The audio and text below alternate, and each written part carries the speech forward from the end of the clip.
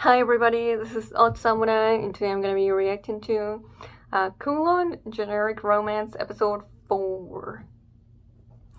So, uh, we got more questions last episode. So, yeah, the mystery continues. But before that, we had Kujirai and Kudo help Xiaohei, who just apparently spends all her time working and she lives by herself. I don't know what her deal is. Also, like, when in time is this supposed to be taking place?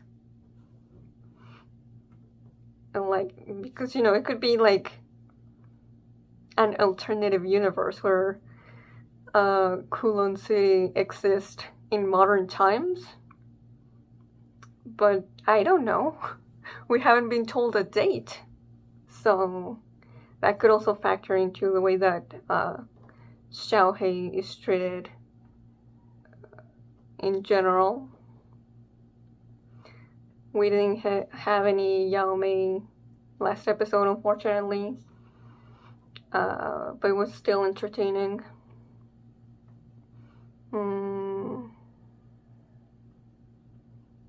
We also had the Heavy Numa guy. I mean, I know his first name, and I forgot it. My bad. No, it's not an. It doesn't start with an M, right? Let me not guess. Visit where Kujirai works, and be scummy, creepy, gross. But apparently he has a connection with Gwen, the guy who worked at the tea house and was friends with Kudo and Kujirai B. So we don't know if he knows, what happened for Kujirai B to disappear and the current Kujirai to, I don't want to say take her place, but, be here instead of the other one. But he definitely blames her. And has a grudge against her. And doesn't explain at all if he knows what the deal there is. Then we have that very like somber exchange between like Kujirai and Kudo, where he tells her like he doesn't like her, and she's just like, yeah, I know, because well, she's not the girl that almost married him. Then we had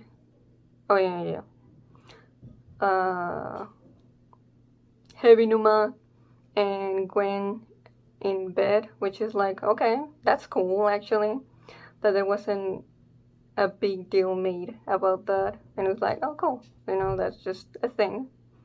You don't rarely see that. If anything, this is the first time that I see something like that, and it's not a deal. Usually it's just with girls. Too bad though that one of them sexually assaulted Kujirai, but it is what it is. Yeah, there was a thing also that there was like a scandal about like Heavy Numa not being like, I don't know if it's like he's not blood related to his dad, the previous CEO of Heavy Numa Pharmaceuticals, or he is, but he wasn't like, born in wedlock. But we don't know like if he had anything to do with that. uh, with that information going out to the public. And also, like, why there's definitely something more about why he's interested in Kujirai. But Gwen was sent basically as a spy to confirm, and like, oh, is she Kujirai or not? And he's like, well, there's a very big resemblance, but that is not my friend. But yeah, I feel like there's gonna be, yeah, they're just giving us some hints, but it's definitely insufficient at the moment to really make solid theories. But yeah, that's where we're at now at the moment. So let's just get into it. In 5, 4, 3, 2, 1, go. Bandai Namco.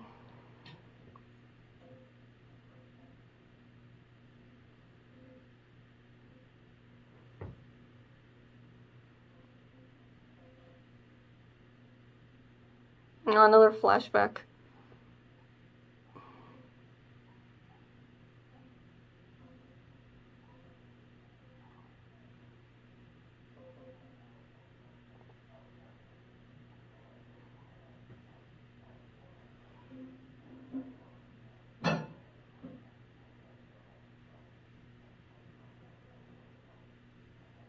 I like the music.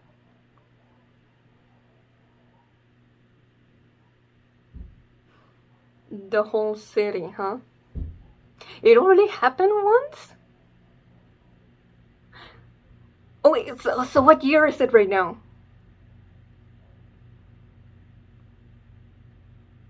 Second?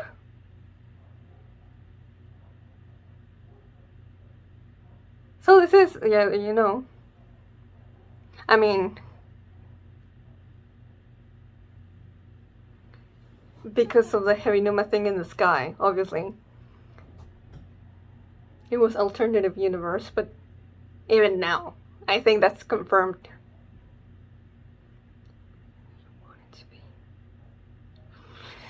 What is the deal with this place, man?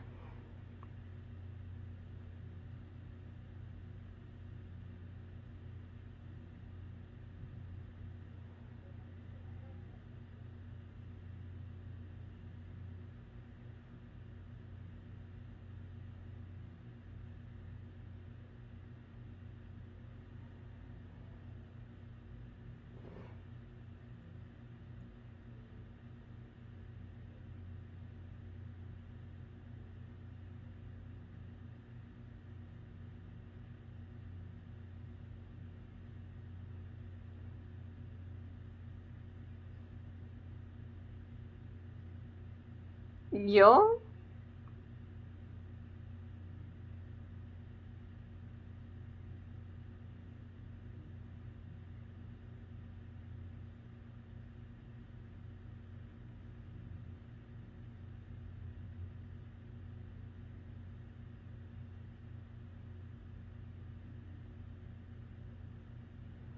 Hmm.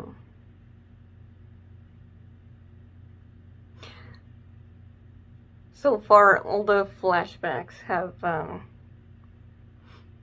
mirrored something in the present. So I wonder.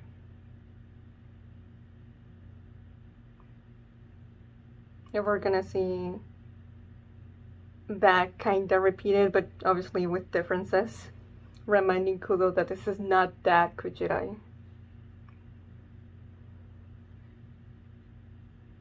Oh yeah, I forgot about that. How did I?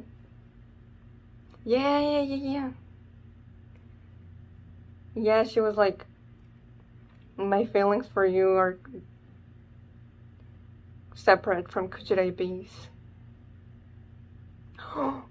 Oh, finally!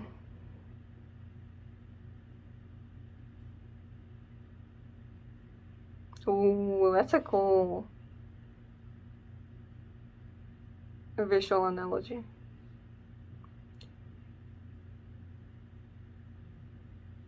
Oh, I did think that was a possibility.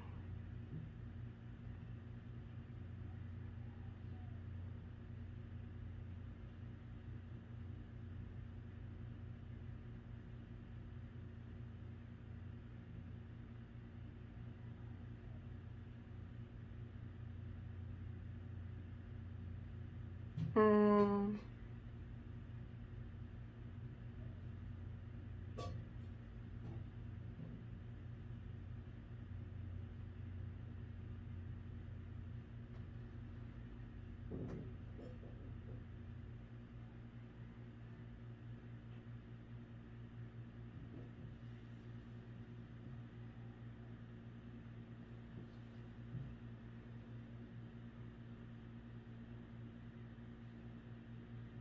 Mahjong child.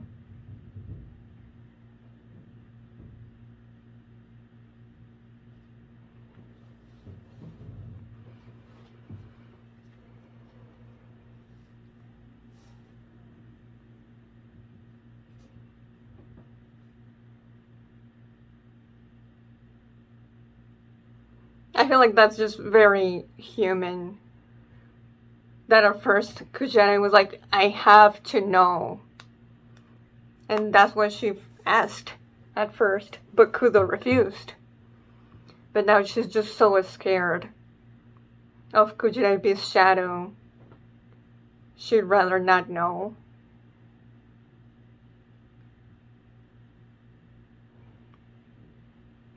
But I feel like she's gonna have to confront it eventually.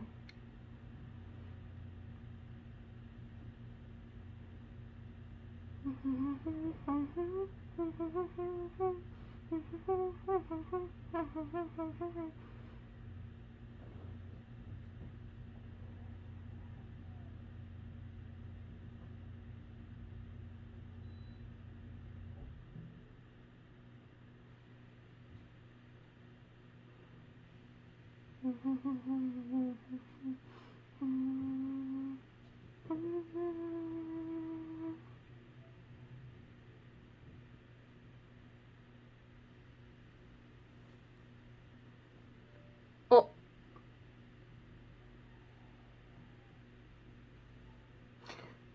Miyuki.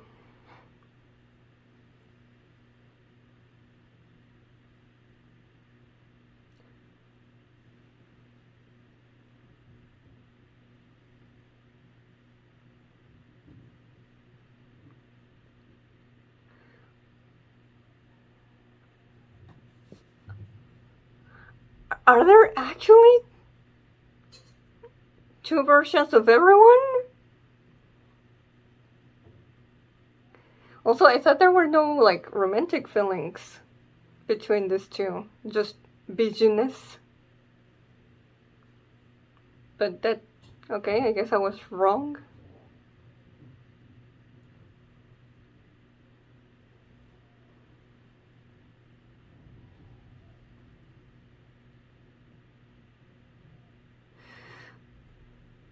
It was demolished once already, right? How long ago? 1984. But we don't know what year it is right now.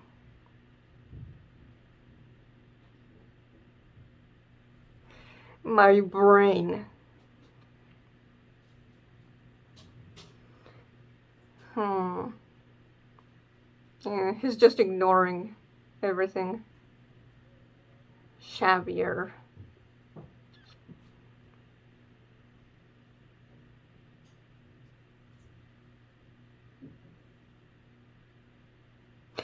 Clone? Okay.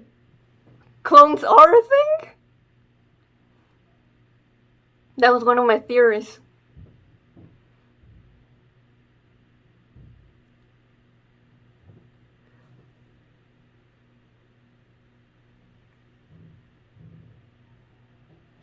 Ooh, the music.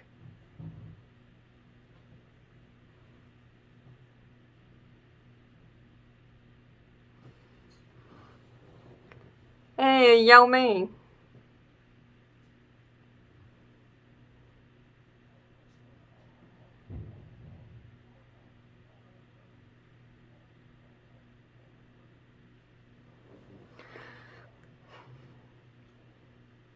Mm-hmm. Seems to.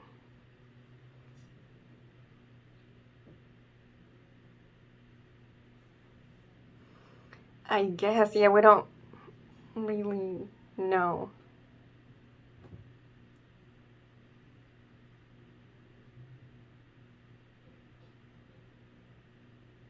Whoa.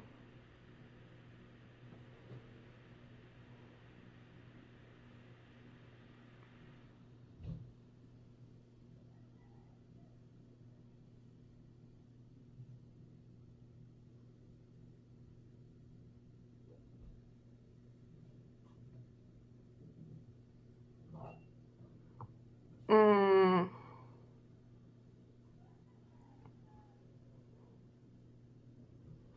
I I get where she's coming from.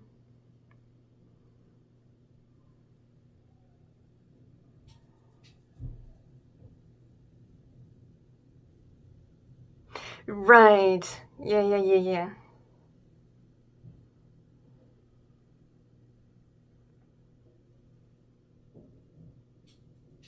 Mm-hmm.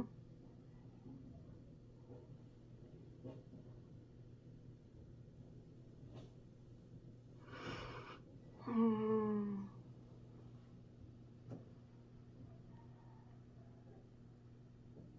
By who? Sure.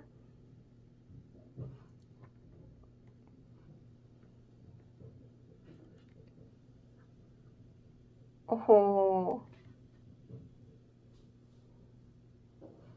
I would definitely take that into account.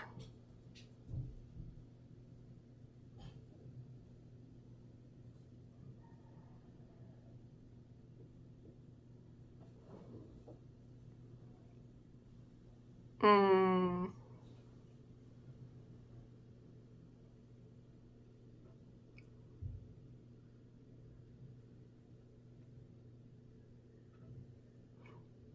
But then, by trying to be as real as the real thing, the fake becomes of even greater value.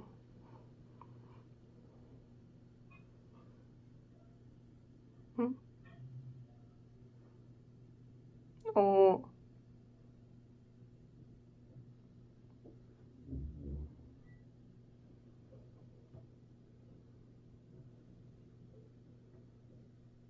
uh,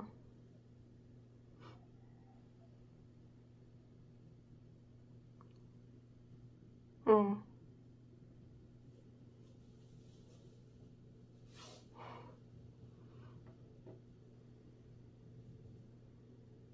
Oh, this is so sweet.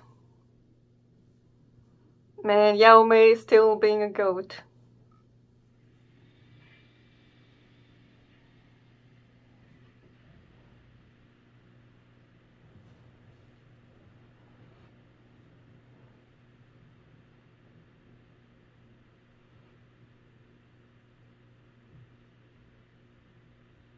Nice.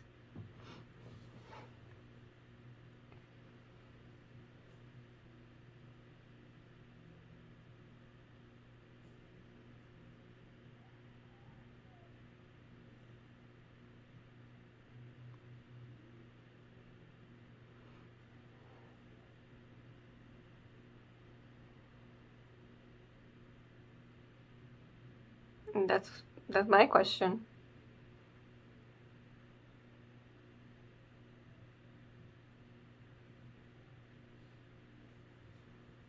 Hmm.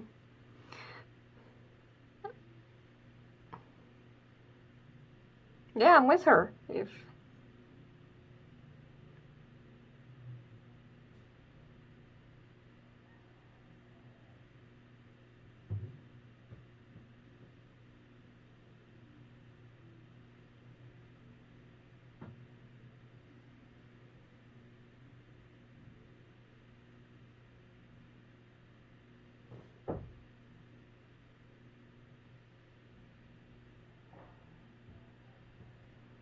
So she feels bad for her?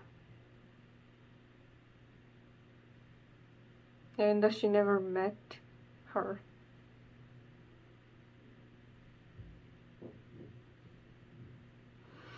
Interesting that we had Kowloon listening into that.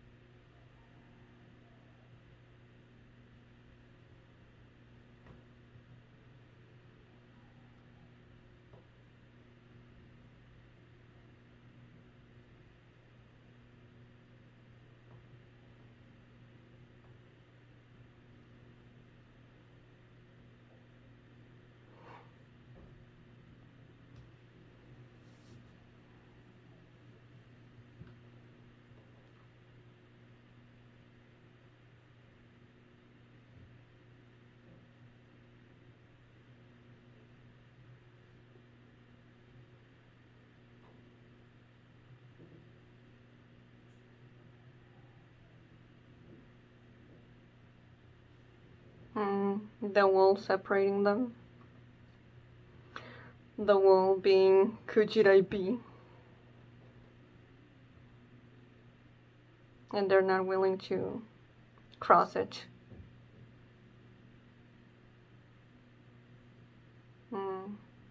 Yep.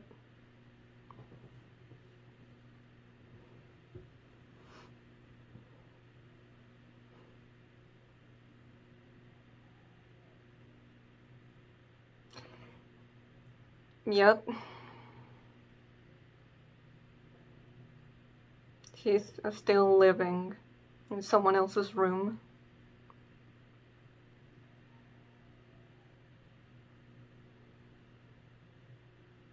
Kanpai. Okay.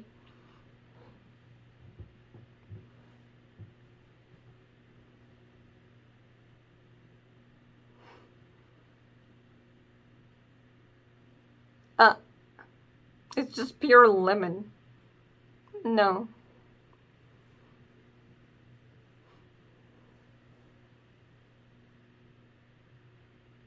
Oh. She's still trying even though Kujirai told her no, huh?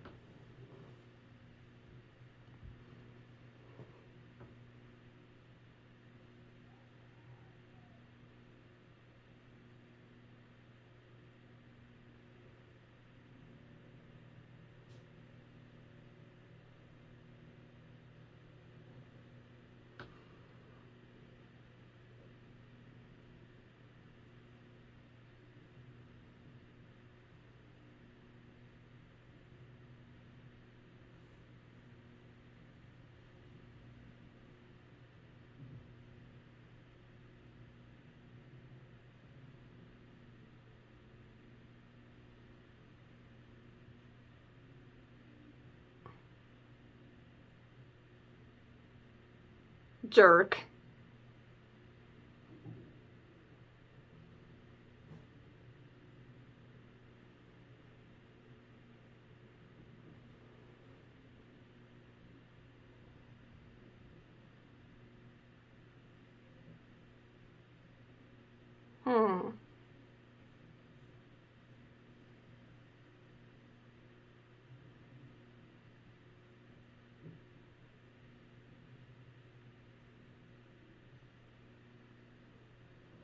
Interesting answer.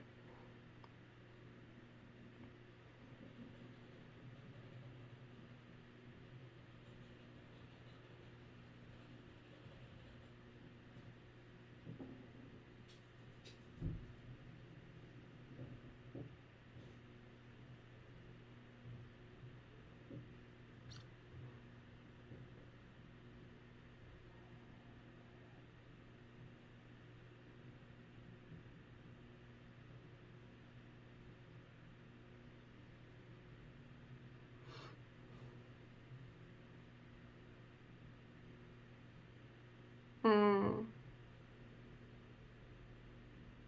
Just this summer?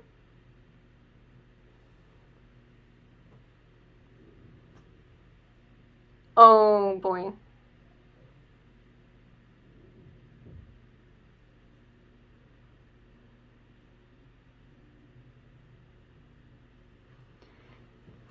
So, okay.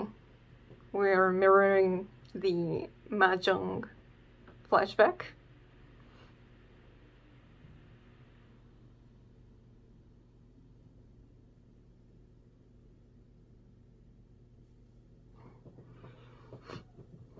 What are they gonna do to this old man?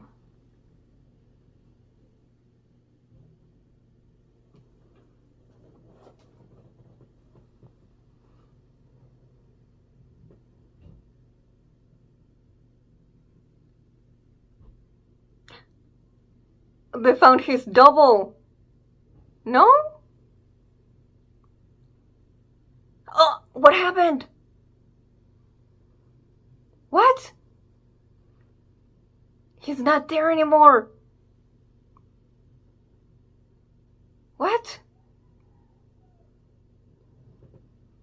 What is happening?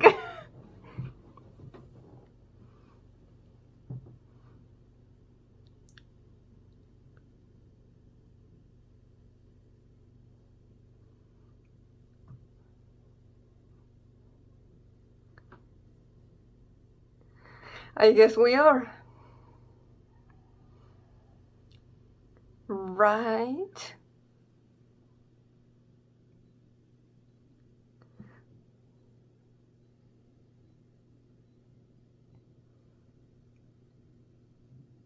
Uh-huh.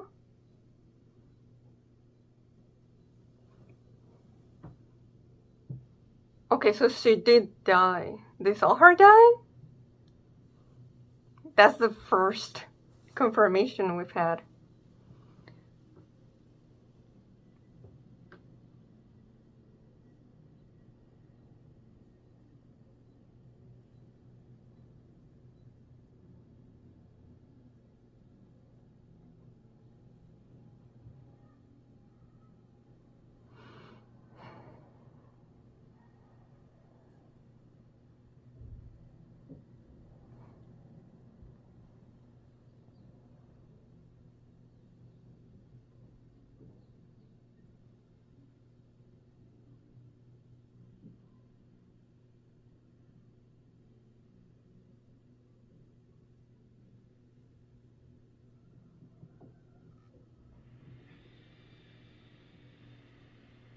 Hmm.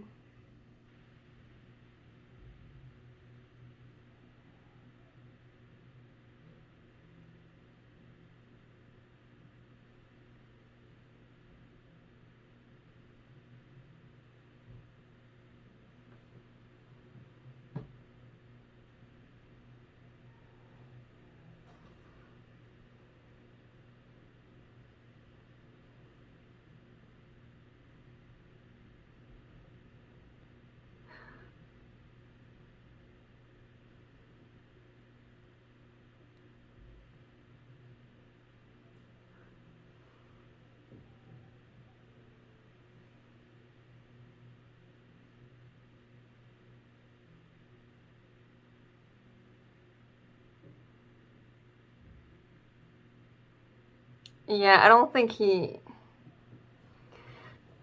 This is one of those times where, like, you know, that thing where, like, a character says, I killed someone, but in actuality they didn't. They just feel like they did. I feel like this is one of those times. But he might have indirectly been involved with what caused her death.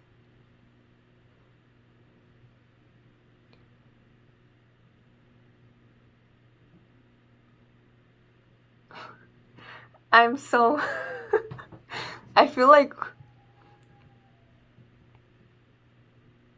At the very least, I feel like we got more answers this episode than questions?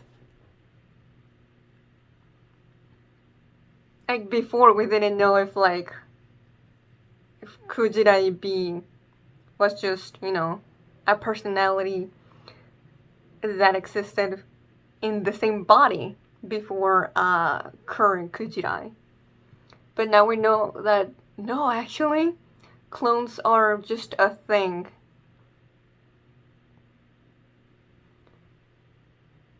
But not a lot of people are aware of them. Let me go back to when Gwen and Miyuki are roaming around town. You might bump into the second version of me. Like, that was just said so casually. This feels like a reveal that would have more, it would be dropped more dramatically, but nope. Okay. You can just bump into a second version of yourself.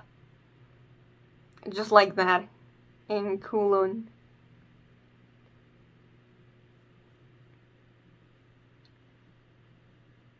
Yeah, so the only instance we have that we, really, really know is Kujirai.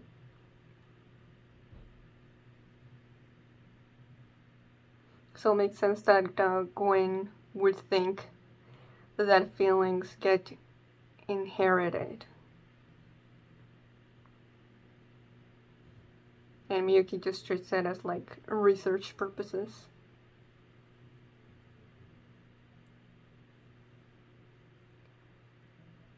What were they looking for exactly? A second version of Gwen? Specifically? This Kowloon isn't the Kowloon I know. It feels off. Yeah, a product that should be 3 years old is being sold as new. But Miyuki just dismisses it. Being like, oh, it could happen. They feel shabbier. That's a little vague. But I guess just something, he can't really pinpoint. Miyuki has a big reaction to Gwen telling him about the beauty mark. Yeah, he says moles are not duplicated in a clone. So that might be a big hint. Because now clones are a thing, it would just be easy to assume that's what happened with Kujirai, with the Kujirais.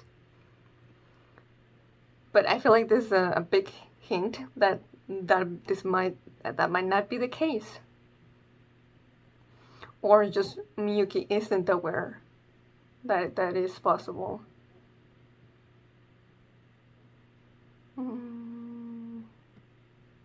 And then we just go back to Kujirai's perspective.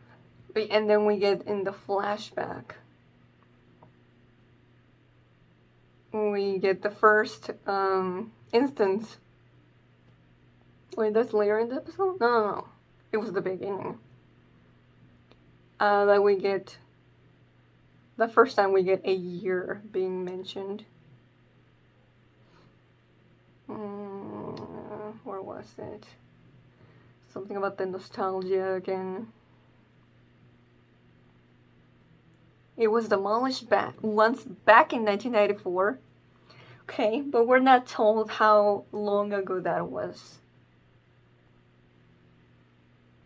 What is this Kowloon? The official name of the current Kowloon is Second Kowloon World City. It was recreated illegally after it was removed. Alright, good to know.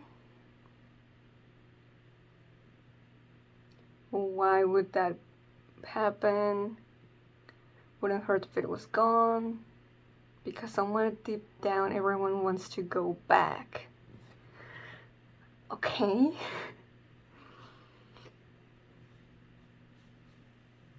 So someone remade it. Someone? We don't know if it was actually just the one person. And cause I was thinking like, oh, Heavy Numa Pharmaceuticals, it was gonna have like a more of an instrumental role about what's happening, all the bizarre things happening in the city. It could still be the case. It's just Miyuki's not aware of it. Somewhere deep down everyone wants to go back. That makes me think like, I don't think that's true. Like, talking about like, oh, you know, it's not just, you know, it's not science.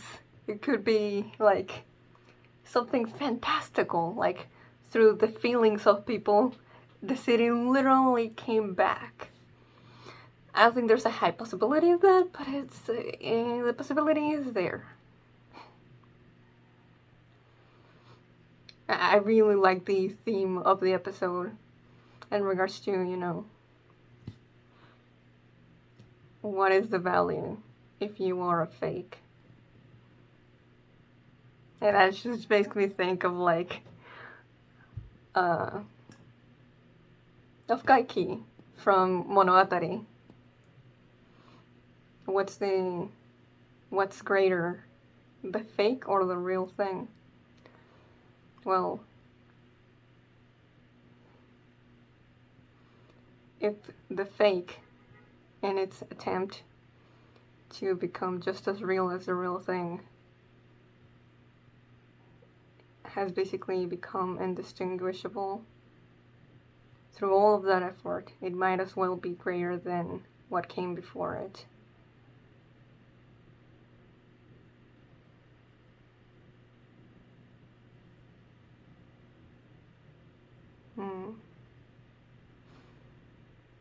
I really like Yaomay's response.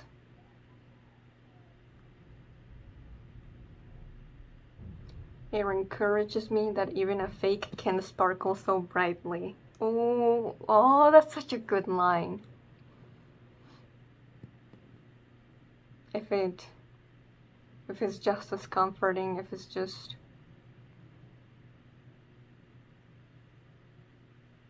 you know, if it's as bright as the real thing, why not treat it as a real thing?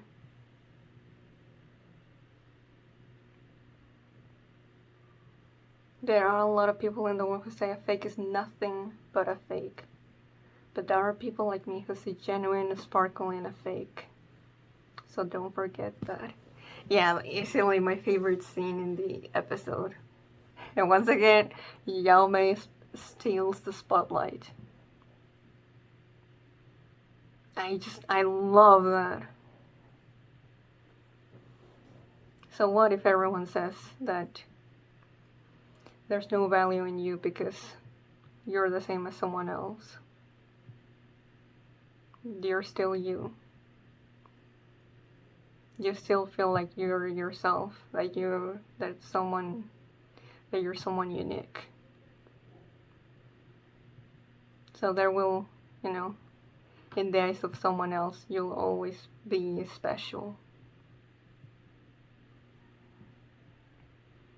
I also find interesting the reasoning as to why she wants to keep the apartment. because Kujirai's beast presence will be completely erased from the world.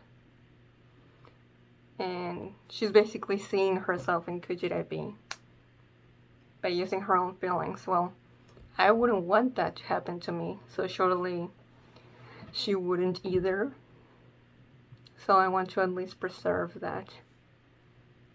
You know, I want to extend at least that much consideration, because maybe if it wasn't for her, I wouldn't be here in the first place.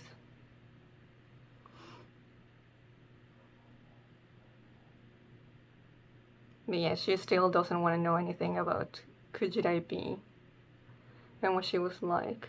Why? Because she feels like her whole existence could go away. And at first I thought that was like metaphorical, but now that what we saw with Mr. Chen, maybe that's a lot more literal than I first thought. Like if a third party becomes aware of the clone in the original, then one of them disappears? Like that? No, that's definitely pretty scary. And we don't even get to really know which one of the Mr. Chens disappeared. But like, you could say, well, does it really matter? Just like with Kujirai.